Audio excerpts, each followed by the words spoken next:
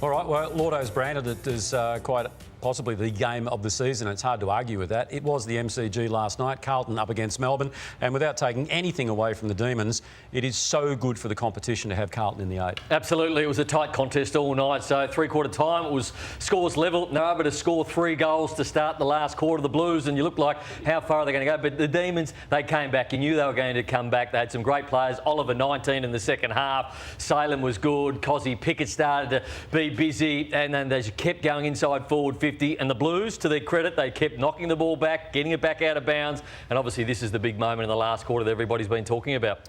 Well, let's delve into that big moment. This is the Petrarca long bomb with 40 seconds left, which was sent up for goal review. And then this is the final phase of play where the Blues were able to just lock the ball up enough to get the result. But Caleb Marchbank was the Carlton player who did claim to make contact with the ball. The goal umpire certainly agreed with that, and they sent the decision up. This is it. This is it. You can see 50 seconds left, and a beautifully executed long bomb. Now, whether he touched it or not, we don't know. We'll take a listen to what he said post-match, but the soft call was a touched decision, and that was ultimately the call that overrode everything, and that's the process at play. And in terms of the review, it worked. Now, you can have your own views on whether Marchbank did touch it. Well, do you think he did? I don't believe. How can you say it worked? Well, because the soft call has to be the one that dominates the outcome. But would you... I know everyone... There wasn't enough to overturn it. Back to a final and agree. Is that good enough?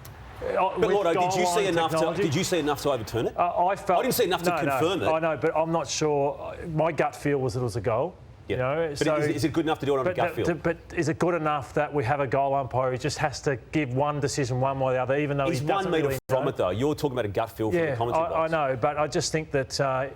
You're suggesting the technology isn't good enough that if this may well cost Melbourne, you know, a home final in terms of playing Brisbane or the game, and that if this was a final or a grand final, that this goal line technology, and that's the best that we've got. Yeah, I agree with all of that. You can't argue with what Lordo's saying. And I think he's hit the nail on the head there, that if that is the best we've got with technology, then get rid of it and just go back to the umpire's call. Well, let's just throw another part of the equation. Caleb Marchbank was asked a question post-match ABC radio, and note the pause before he answers it.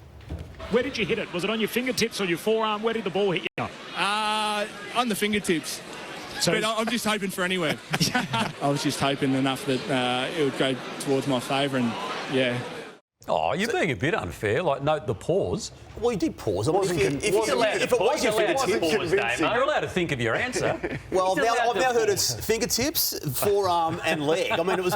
Look, again, just back to the process. The soft call has to go up, and if there's not conclusive enough proof to change it, it has to stay. So the process itself worked. It's the whether the right decision through Caleb technology. Marchbank says he touched it, then I believe him. I don't think he's going to go on radio and lie about it. Well, it's case closed then, isn't it? Yeah, if he says he touched it, then he touched it. You believe him. Just on the Blues, 8 in a row, and I think they're the #1 defensive team and offensive team over that period, and their pressure last night, it's extreme. And it's so good that you're just going to win games because your pressure is so good. And Melbourne, to their credit, they were just as good, but Carlton deserved to win. They had 24-4 entries in the first quarter, so they played the better footy.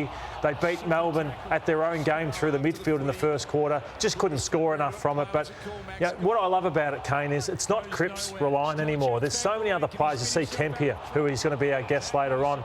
They've got so much from other players like Fisher and Dow and Kemp and these types. The unheralded players, Marchbank and Cottrell, and Paddy Dow, you mentioned. Blake Acres has been big too. Yeah, so just those players that were lesser names, I guess, at the start of the season, through opportunity, have held up, and that has added to their depth. Just on Patrick Cripps, based on what you've seen over the past 8 weeks, and indeed much of his career, is he among the best captains, if not the best captain, going around at the moment, based on the past 2 months? I think to be in that category, TJ, you have to do it in finals. Now, he hasn't played a final. But I said based on the past 2 months. Yeah, so based on that, but to be in that category, you have to do it in September. Now, he appears to get the first opportunity to do that in September. Now, he was down on form in the first part of the year through that losing stretch, and his performance was questioned, and rightly so, but he was enormous. Thought his last quarter, and that's part of it there. They kicked 3 stoppage goals at the start of the last quarter. It was almost a difference in the game. So his numbers were huge, 9 tackles, 7 score involvements.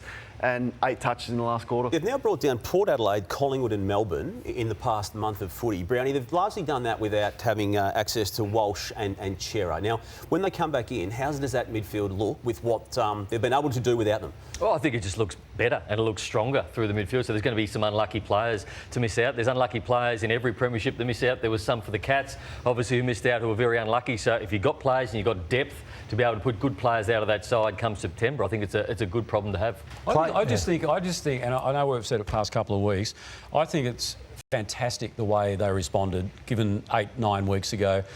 The president had to go. Brian Cook had to go because he was saying stupid things, apparently, Brian Cook. He knew exactly what he was saying. The coach was going. Cripps was no good. And have a look at them now. They're arguably the most exciting team in the competition. That's one part of the selection. The other one was Brody Grundy comes back into the side. Clayton Oliver, slow start last night, but his second half was brilliant by Clayton Oliver. 19 touches in the second half, and he looked a bit rusty, but I thought he was really important late. And then Brody Grundy, as we know, they want to play him as a forward. Didn't really hit the scoreboard last night. They only had 4 inside 50s in that first quarter, so it did make it tough. But Brody Grundy rucked a fair bit last night as well. I found it, Oliver was sensational for his first game back. On Grundy, I actually liked his start to the game as a forward. I just felt that Simon Goodwin, after half-time, went away from that and decided just to ruck Grundy and Gawn. So I don't think it was his fault. He may not get another opportunity, but I thought he showed some good signs, and I'd be pretty excited if I was another club at the opportunity of getting Brody Grundy. He's a waste at sec 2's level, so I hope he can find another club next year.